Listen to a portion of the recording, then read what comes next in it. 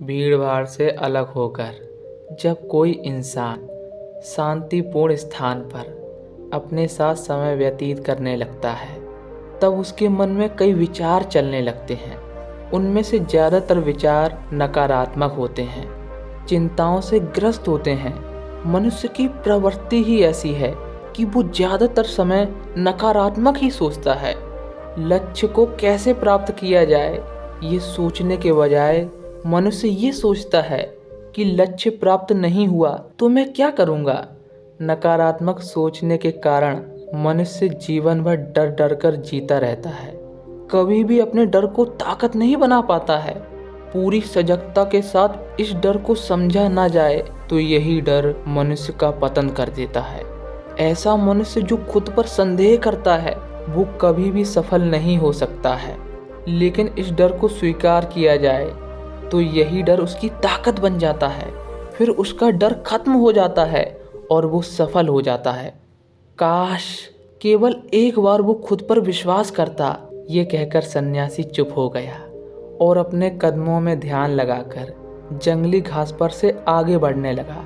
संध्या का समय था। सन्यासी और लकड़हारा जंगल से निकलकर गांव जा रहे थे। सन्यासी की ये बातें लकड़हारे को कुछ समझ में नहीं आई। वो सोचने लगा, भला डर ताकत कैसे हो सकता है। डर तो कमजोरी है, इंसान को कमजोर बनाता है। अपने मन की उत्सुकता को जब वो काबू ना कर सका तब उसने सन्यासी से पूछा, महात्मन, ये आप क्या कह रहे हैं कि डर ही ताकत है? डर तो मनुष्य की कमजोरी है। मनुष्य को तो अपने डर को दूर करना चाहिए। लकड़हारा अपनी बात खत्म करने जा रहा था, तभी उसे शेर की एक दहाड़ सुनाई दी। शेर की गर्जना सुन के लकड़हारे का रोम रोम खड़ा हो गया। उसके कान एकदम सजग हो गए। जंगल से आती एक एक आहट उसे स्पष्ट सुनाई दे रही थी। उसके कदम वहीं पर रुक गए। वो हिलडुल भी नहीं पा रहा था। उसे मालूम था कि उसकी एक हरकत और उसके प्राण पखेरु उड़ गए। उसका दिल बहुत तेजी से धड़क रहा था, फिर भी वो अपने डर पर काबू पाने की कोशिश कर रहा था। कुछ देर बाद जब खतरा टल गया तब सन्यासी ने कहना शुरू किया, अभी तुम जब डर गए थे तब तुम्हारे शरीर का रोम रोम खड़ा हो गया था। जंगल में हो रही छोटी से छोटी गतिविधि पर भी तुम्हारा पूरा ध्यान लगा हुआ था। इस प्रकार तुम डर के कारण होश में आ गए। इससे पहले तुम अपने विचारों में खोए हुए थे। जब तुम्हें शेर की दहाड़ सुनाई दी तब तुम्हारे सारे विचार गायब हो गए और तुम वर्तमान में आ गए। यदि अभी तुम्हें शेर से बचकर भागना होता या उससे लड़ना होता तो तुम्हें अपने शरीर की वो शक्ति देखने को मिलती जो आज तक तुमने अपने जीवन में कभी नहीं देखी होती। जब कोई कुत्ता किसी मनुष्य के पीछे दौड़ता है उस समय मनुष्य की जो शक्ति होती है वो अद्भुत होती है। साधारण जीवन में मनुष्य को अपनी ये शक्ति देखने को नहीं मिलेगी। ये शक्ति मनुष्य को तब देखने को मिलती है जब मनुष्य डर में होता है। डर में मस्तिष्क उच्चतम श्रेणी में काम करता है। जो काम हम सामान्य जीवन में नहीं कर पाते हैं वो काम हम डर कर सकते हैं। जहाँ पर हमें डर का अनुभव होता है वहाँ पर हमारी इंद्रियाँ पूरी तरह सक्रिय हो जाती हैं। कानों की सुनने की क्षमता तेज हो जाती है, आँखों की देखने की शक्ति बढ़ जाती है, नाक की सूंघने की शक्ति तेज हो जाती है, जीभ की स्वाद पता करने की शक्ति बढ़ जाती है, त्वचा की महसूस करने की शक्ति बढ़ जाती है, मस्तिष्क की सोचने और समझने की शक्ति बढ़ जाती है। जब डर समाप्त होता है तब इंद्रियां सामान्य अवस्था में आ जाती हैं। इसके बाद सन्यासी ने थोड़ी देर मौन धारण किया। फिर सन्यासी ने बोलना शुरू किया, परीक्षा से एक दिन पहले मनुष्य की जो याद करने की शक्ति होती है वो सामान्य याद करने की शक्ति से कहीं तेज होती है। उस समय जो तुम याद कर लेते हो दिमाग में बैठ जाता है और आपको वो जीवन भर याद रहता है। और ये सब परीक्षा के डर से होता है। इसलिए डर को दूर करने के बजाय मनुष्य को डर को ताकत बनानी चाहिए। जिस तरह सुख और दुख, प्रकाश और अंधेरा एक ही सिक्के के दो पहलू हैं, उसी तरह डर और ताकत भी एक ही सिक्के के दो पहलू हैं। जिस तरह अंधेरे के बिना प्रकाश का अस्तित्व नहीं होता है, दुख के बिना सुख का अस्तित्व नहीं होता है, उसी प्रकार डर के बिना ताकत का अस्तित्व नहीं होता है। इसके बाद सन्यासी चुप हो गया। लकड़हारे ने सन्यासी से पूछा, महात्मन, डर कितने प्रकार का होता है? सन्यासी ने चुप्पी तोड़ते हुए कहा, डर 2 प्रकार का होता है। पहला मानसिक डर, दूसरा शारीरिक डर। लकड़हारे ने कहा, महात्मन, मानसिक डर और शारीरिक डर क्या होता है? सन्यासी ने कहना शुरू किया, मन में चल रहे अतीत और भविष्य की कल्पनाओं में जो डर छिपा होता है उसे मानसिक डर कहते हैं। इसे इस तरह समझो, मान लो तुम्हें किसी जंगल से गुजरना है। जंगल में कदम रखने से पहले ही तुम्हारे मन में शेर का विचार आ गया। अब तुम्हारे मन में एक डर पैदा हो जाता है।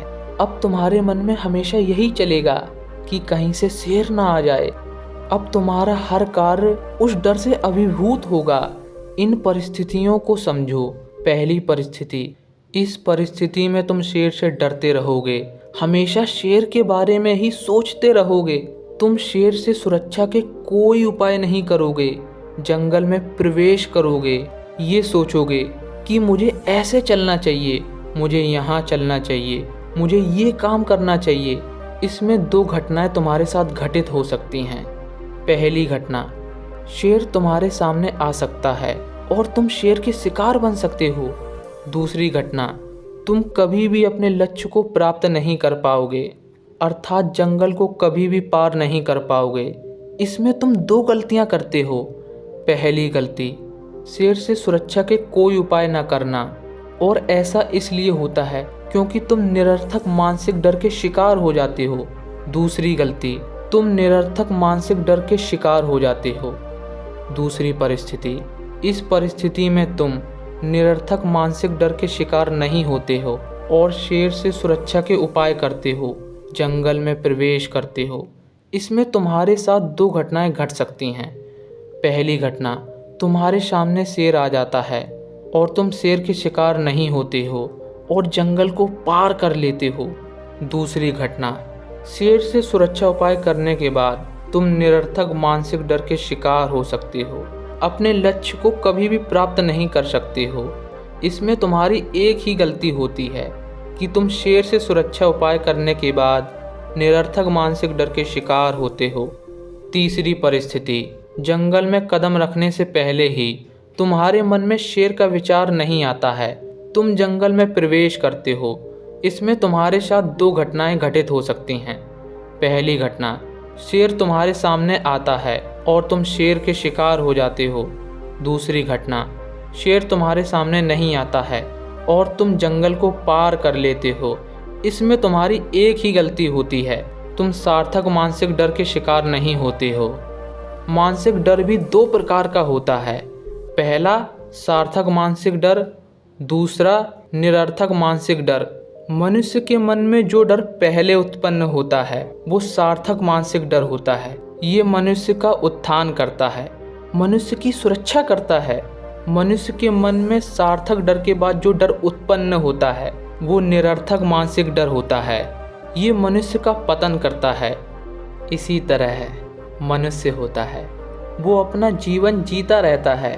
उसकी जीवन में कोई दुर्घटना घट जाती है तो वो सर्वप्रथम उस घटना के बारे में सोचता है, फिर उसके लिए सुरक्षा के उपाय करता है। उसके बाद वो और भी घटनाओं के बारे में सोचने लगता है, उसके लिए कार्य करने लगता है। वो निरर्थक मानसिक डर का शिकार हो जाता है और अपना लक्ष्य भूल जाता है, अर्थात जीवन जीना भूल जाता है। अब मैं तुम्हें शारीरिक डर के बारे में बताता हूँ। जो डर इंद्रियों द्वारा शरीर में प्रवेश होता है उसे शारीरिक डर कहते हैं। मान लो तुम्हें किसी जंगल से गुजरना है, तुम जंगल में प्रवेश करते हो, अचानक तुम्हारे सामने शेर आ जाता है। अब इन परिस्थितियों को समझो।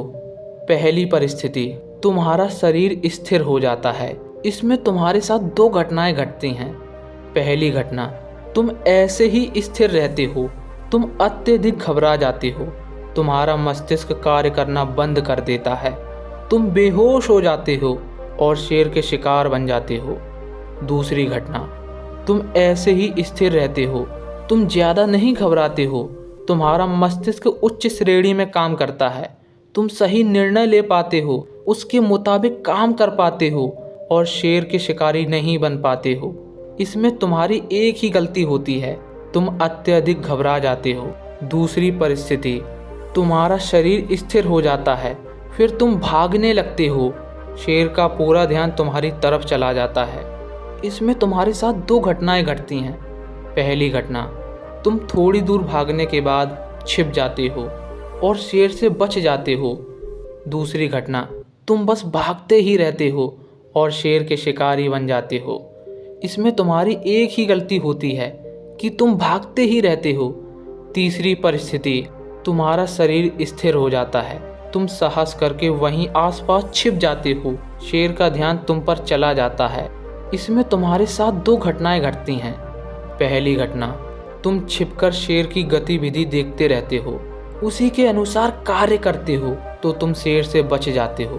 दूसरी घटना, शेर का ध्यान तुम पर नहीं जाता है और तुम शेर से बच जाते हो। चौथी परिस्थिति, तुम्हारा शरीर स्थिर हो जाता है, तुम सोचते हो कि मैं ऐसे ही खड़ा रहता हूँ, शेर मुझे मूर्ति समझेगा, इस प्रकार मैं बच जाऊंगा। इसमें तुम्हारे साथ एक ही घटना घटती है कि तुम शेर के शिकारी बन जाते हो। इसमें तुम्हारी एक ही गलती होती है कि तुम शेर को मूर्ख समझते हो। इसी तरह मनुष्य होता है, मनुष्य अपना जीवन जीता रहता है। एक दिन वो शारीरिक डर से परिचित होता है, वो कुछ गलतियां कर बैठता है जिससे वो मुश्किल में पड़ जाता है, उसका पतन भी हो सकता है। उसका शारीरिक डर ताकत में नहीं बदल पाता है। जब मनुष्य शारीरिक डर से परिचित होता है तब कुछ मनुष्य ज़्यादा डर जाते हैं और उनका पतन हो जाता है। कुछ मनुष्य ज़्यादा नहीं डरते हैं। ऐसे में दो परिस्थितियां देखने को मिलती हैं। पहली परिस्थिति, उनमें से कुछ मनुष्य मस्तिष्क का उपयोग नहीं करते हैं, उनके मस्तिष्क में एक ही विचार आता है, मस्तिष्क में ये विचार स्वतः ही आता है और संयम न होने के कारण ऐसा होता है। वो भागने लगते हैं जिससे उनका पतन भी हो सकता है। दूसरी परिस्थिति, उनमें से कुछ मनुष्य मस्तिष्क का उपयोग करते हैं, उनके सामने कई उपाय होते हैं, वो सबसे सटीक उपाय को चुनते हैं और उस पर अमल करते हैं जिससे उनका उत्थान होता है। एक सत्य कथन सुनो, कम डर को सार्थक डर कहते हैं, ज़्यादा डर को निरर्थक डर कहते हैं। निरर्थक डर सार्थक डर को ताकत नहीं बनने देता है। सन्यासी अपनी बात खत्म करते हैं। लकड़हारा सन्यासी के ज्ञान से बहुत प्रभावित होता है। उसके मन में सम्मान का भाव उत्पन्न होता है। वो सन्यासी के पैरों में नतमस्तक हो जाता है और कहता है, महात्मन, अपने डर को ताकत में कैसे बदला जा सकता है, ये बताएं। सन्यासी ने बताया, डर को ताकत में बदलने के कुछ नियम होते हैं। पहला नियम, विचारों का निरीक्षण। मनुष्य को अपने मन में देखना चाहिए, उसके मन में जो विचार चल रहे हैं उनमें से कौन से विचार सार्थक हैं, कौन से विचार निरर्थक हैं। निरर्थक विचारों को अपने मन से निकाल देना चाहिए। सार्थक विचारों पर गहराई से चिंतन करना चाहिए, उससे संबंधित कार्य करने चाहिए। दूसरा नियम, विचारों का सामना करना। मनुष्य को अपने विचारों को देखना चाहिए, उनमें सार्थकता ढूंढनी चाहिए। तीसरा नियम, डर को स्वीकार करना। मनुष्य को अपना डर अपने मन में स्वीकार करना चाहिए। ऐसा करने से मनुष्य खुद के मन में भी डर को स्वीकार कर पाता है और दूसरों के सामने भी स्वीकार कर पाता है। ऐसा करने से डर धीरे धीरे खत्म होने लगता है। अब मैं तुम्हें शारीरिक डर को ताकत में बदलने के नियम बताता हूँ। पहला नियम, अत्यधिक ना घबराना। मनुष्य को डर के समय ज़्यादा नहीं घबराना चाहिए, उसे मन को शांत कर लेना चाहिए, अपने शरीर पर नियंत्रण रखना चाहिए। दूसरा नियम, मस्तिष्क का प्रयोग। मनुष्य को अपने मस्तिष्क का प्रयोग करना चाहिए। उसका मस्तिष्क उसके सामने कई विकल्प रखता है, उसे सही विकल्प चुनना चाहिए, फिर उस पर अमल करना चाहिए। सन्यासी अपना ज्ञान यहीं खत्म करते हैं। लकड़हारे को पता चल गया था कि अपने डर को ताकत में कैसे बदला जा सकता है। इसके बाद सन्यासी और लकड़हारा गांव चले जाते हैं। आपको ये ज्ञान कैसा लगा कमेंट करके हमें ज़रूर बताएं। यदि आपको ये ज्ञान अच्छा लगा हो तो इस वीडियो को लाइक कीजिए और अपने दोस्तों में शेयर कीजिए, और ऐसे ही ज्ञान के लिए चैनल को सब्सक्राइब करके बेल आइकन को ऑल पर सेलेक्ट करें।